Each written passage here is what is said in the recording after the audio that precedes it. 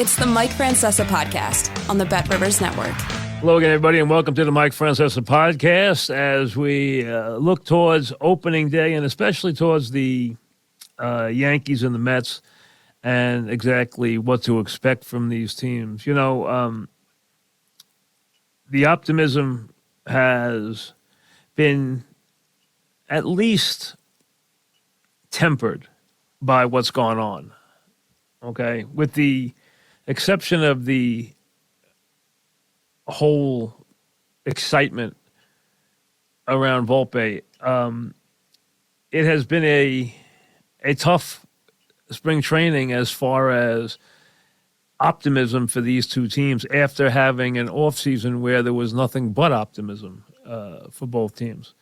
You know, but I think the injuries, the Diaz injury, obviously, and what that means, the injuries to 60% of the Yankee starting rotation and what that means. But remember, it is a very long season, and look at both things, okay? The Mets clearly built around the start, the top of a rotation with two stellar, Hall of Fame types. And then, of course, a closer who had established himself as the best closer in baseball. Now he's gone for the season, so everyone feels, all right, that's it, down the drain. The Mets don't have enough to get it done. Remember one thing. They have incredible resources. They have already gone and spent an exorbitant amount of money. They have spent way above anybody else in baseball, and they have no problems spending more. So if they go down the stretch of the season, and it is a very long season. They go down the stretch of the season and they need a relief pitcher, they go get one. If they need a bat, they go get one. If they need to make a move, they go get one. They have the ability to do that. They have unlimited financial resources, and that is something that you have to take into account because it does impact the team dramatically. And remember, it's a different year this year. It's a very different year on the field. It's a different year in terms of schedules. So there's going to be just a different feel to everything. And that's going to take everybody some time. And I think that there are a lot of bad teams. And that is going to give the better teams a chance to feast on many of those teams. There are some very, very poor rosters. Not one or two of them, more like 7 or 8 of them. And you know what? That's going to be opportunity for the better teams and to pad their records. So when you look at it and you see all the teams that are picked up in the 90s, and remember both the Yankees and the Mets are, there's a host of teams there that are picked that high. And right there, with the Yankees at 95, with the Dodgers and Braves and Astros at 95, with the Padres at 93, with the Mets at 93. Okay, the Yankees are 95.5 to be exact. The Mets are 93.5 to be exact. Okay. Those teams will take advantage of what the bottom offers. What the A's offer, what the Nationals offer, what the Rockies offer, what the Reds offer, what the Pirates offer, what the Royals offer, what the Tigers offer. I wouldn't put the Marlins in that group. And they have a habit of playing well against the Mets anyway. But I think this year, things are going to play into their hands, and they will both teams come away with good records. It's a long season for the Yankees. Remember that? They have a lot of sorting out to do. The Yankees have some guys on this team right now who I do not believe will be on the team in July. Whether Volpe is going to be a star right off the top or not, we don't know. Okay? I mean, you're hearing wonderful things. The Yankee machine is in full tilt. Everything is, everything is being predetermined, but that doesn't mean it happens right away. Maybe it will. Maybe he's that kind of player. We'll see. We'll see how it unfolds. And if he gets off to a slow start, and I gather, you've heard that he's not the fastest starter in the world. If he gets off to a slow start, hey, you let that play as it will. And if the team gets off to a slow start, again, it's a very, very long season. And there are always reinforcements. So I see, when everything clears, I see the Yankees right where you expect them to be, right around 97, 98 wins. And the Mets right around 93, 94, 95 wins. I'll say 95. I have them both going over their numbers slightly. I think the biggest thing that the Mets have going for them is you can save games without a dynamic closer in the regular season because you can get by with bullpen by committee. You can't do that when the games are biggest and when the postseason comes. You can't do that. Then you have to have thunder at the back. You can't get it done with ordinary people. You can in the regular season. You can play bullpen by committee. You can't do it when you're playing for keeps. And there are fewer good teams in the American League, but there are some very good teams at the top, and there are better teams sprinkled through the National League. Maybe not a team as good as the Astros in totality. But I think with the Met resources and with what they have there, I think you're looking at another season where they're going to have a very, very productive season. Why would you expect anything else? I mean, to think that just because they lost the closer that it's going to impact them that much. Now, you want to say that they're not going to get to the World Series because that, okay, I can buy that. But you'll let that happen as it happens. Okay, that'll get there as it unfolds. You worry about the postseason when the postseason happens. You're not going to worry about it right now. You're not going to worry about it. You're really not. You're going to let it happen and let the season happen and then worry about it as it unfolds. The postseason will be a whole different deal. When you look at some people like to look at the spring training records and think that seeing a team play well there will be an indicator of things to come. I've never been a big believer in that. I've seen it happen a couple of times, but I think too often it hasn't happened a lot. You might see some improved teams that way, but you really can't tell. I mean, let's be honest. A lot of times you wind up playing a lot of the same teams, and it gets highly repetitive, and you're in split squad games, and there's this and that. So I don't like to make too much of it. I really don't. I'm expecting, as we get ready for tomorrow and the Giants and the Yankees and the Mets and the Marlins, I expect very big regular seasons from both teams, as we got in last year. Now, they're the two favorites to win it all? No. I don't think they are. I think the Astros are still the best team in baseball, still the best team in the American League, and I don't think the Mets will get to the promised land this year. I think they'll have a good season. I think they'll be in the postseason. I don't think they'll get to the World Series.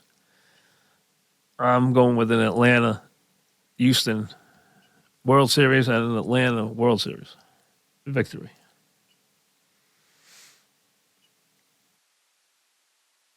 I think, you see some of the numbers like Judge's stunningly heavy favoritism to win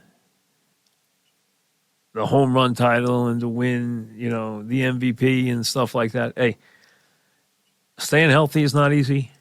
Doing things 2 years in a row are not easy. And thinking you could duplicate the year he had last year, very difficult to do. Just difficult enough to go out there and get 157 games in. And like I said, the Yankees have to make some decisions on that roster. They've already made some. They're going to have to make more. They don't have to make them opening day. One thing they have is they have enough depth to cover things.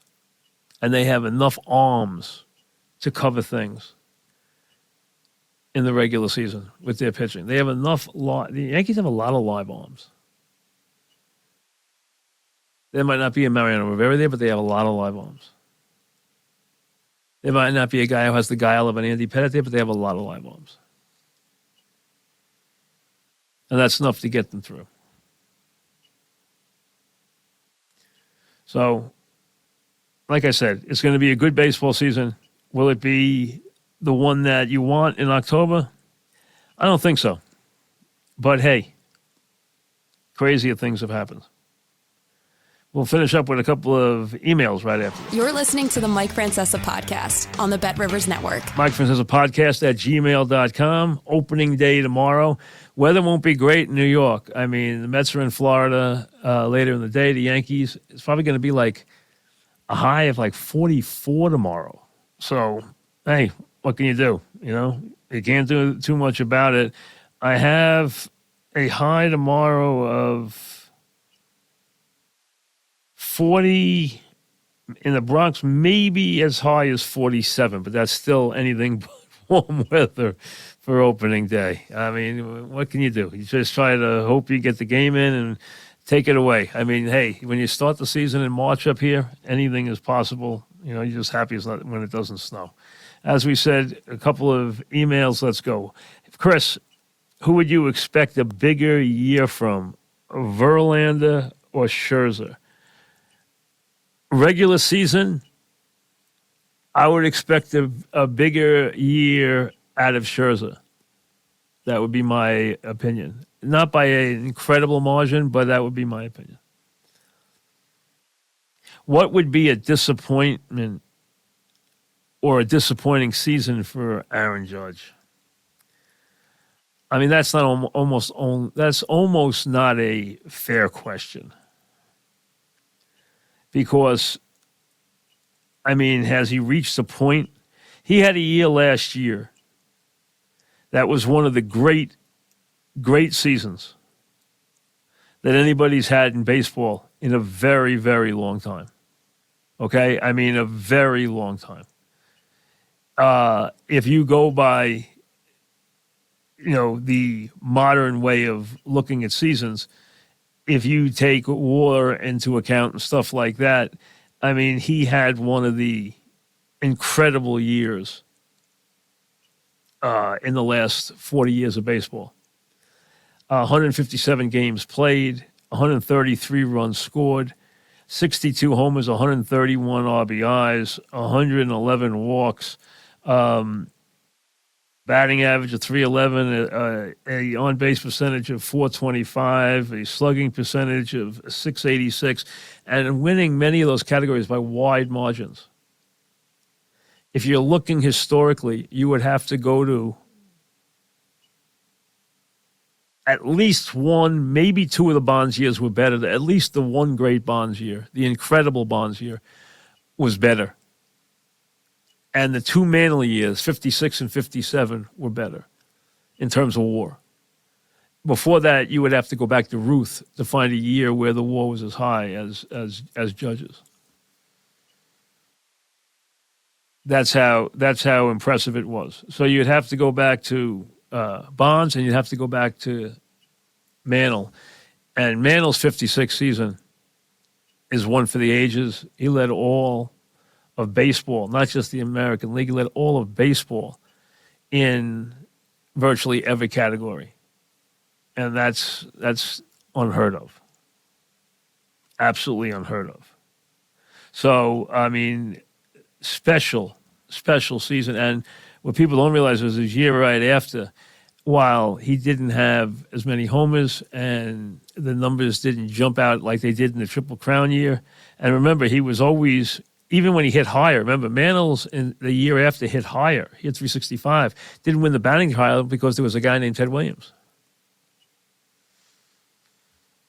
And Williams was that prolific, even late in his career. But last year was so good that people might look at 40 homers and say it's a disappointment, which is utterly ridiculous.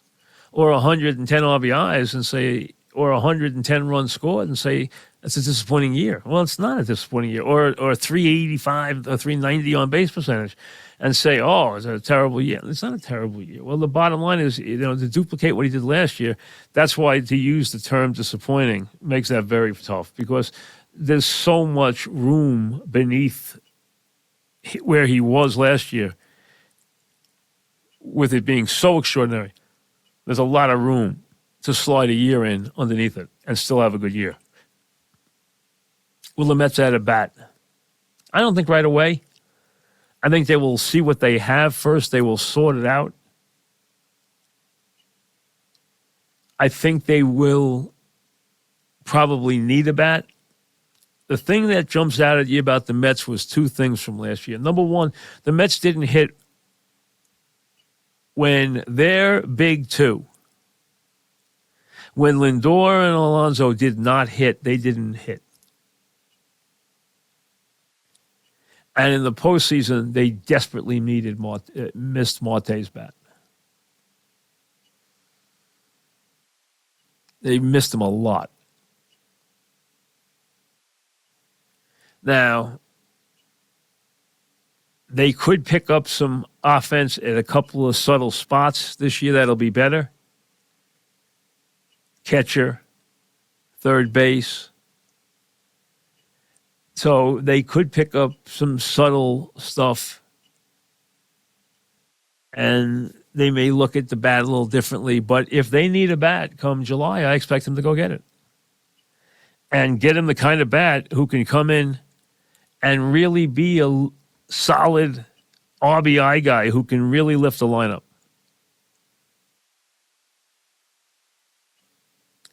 Ben asked, do you prefer Buck or Boone? They're very different. First of all, Buck has had a tremendous career. The only thing Buck has lacked is he has not taken a team to the finish line. He has not taken a team to the all the way. And that's been tough. But he's built some terrific teams and done, a very good job, and is regarded as one of the real good baseball men. And he's been around a long time. Boone's had a different career. I mean, his win percentage is off the charts. He just hasn't closed the deal either. And he has gotten a bad rap because now you hear so much nonsense and so much stuff that comes out of the Yankees. You hear this stuff that comes out where, the Yankees don't do anything if it's not completely, supported by analytics. Boone is a push button manager. That's the high side. Boone is a puppet, is the low side. It's almost set up where he gets no credit, but he also gets minimal blame. I think he is a player's manager to a fault. I don't always agree with everything he does. I like him personally. I like them both personally. I know them both well, obviously. I spent a lot of time. I had Boone. I did a show with Boone for a long time. I've known Buck forever. So I feel like I know both guys really well. I like both guys. It's hard to knock either one of their records. They've both been winners wherever they've gone. But again, what it comes down to? They're going to both hear criticism until they win a World Series. That's what it's going to come down to. That's it.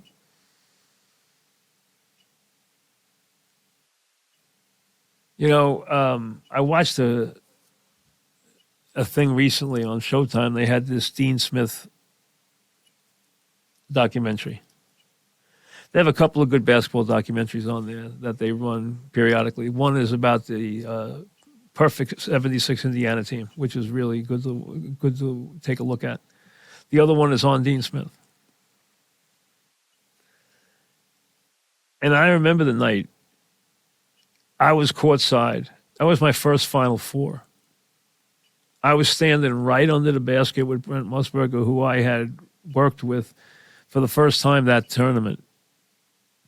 That was my first thing that I had really done with CBS, was that tournament.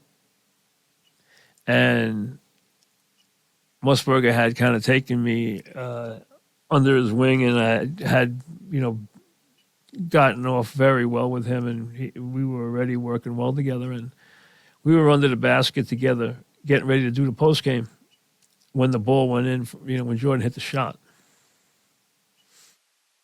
And then after we finished the post game, we were down there as they were having press conferences and everything, and we came across Coach Smith, who I knew a little bit. I know him to say hello to and talk to. He knew me, I knew him. But I wasn't close to him, but I knew him. And he really did make that statement. You guys think I'm a better coach now than I was 20 minutes ago, before he had ever won that championship.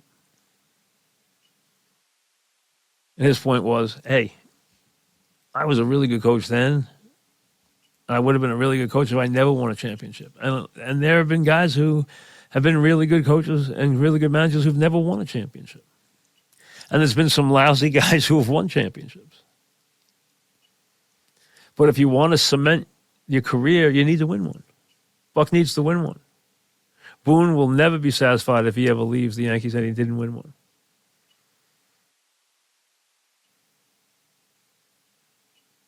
I think they're in very different positions. I think Buck is completely in control. That's his team. I think Boone's been put in a position where, like I said, I don't think a lot of it's fair, because it's almost in like a can't-win position now. Because a lot of people think he's just a figurehead, and that's not fair. That's not fair for any manager. But the Yankees have allowed that kind of talk to filter down inside their organization, where they have had guys make statements inside their organization which have not looked good for their decision makers, because it looks like they are letting the analytic people run the team. And that's where that comes from.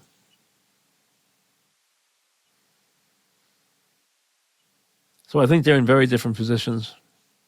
But I think Buck had a magical year last year that just, unfortunately, the pitching just did not. The Marte injury was one thing, but the pitching just did not hold up. We all talked last year, and it just shows you that what you count on sometimes won't be there at the end of the season. We all said, hey, can you imagine a healthy Scherzer and a healthy DeGrom? When the playoffs start, they're going to dominate. And they didn't.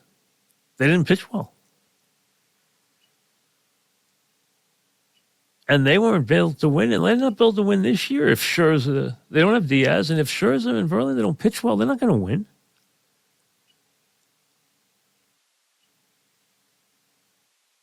That's the way it's set up. But let's be honest, as this thing starts, I know that both teams have taken their hits here in this spring, but with injuries and everything else. But these two teams are talented teams that are going to win a lot of games. Case closed. They're both going to make the playoffs. And then we'll see where it takes them. Then things are going to have to bounce right. Then things are going to have to bounce right. But I do think they'll both be in the postseason. Enjoy the start of your baseball season. We'll have the Final Four stuff for you on Friday. Take care. Thanks for listening to the Mike Francesa podcast on the Bet Rivers Network.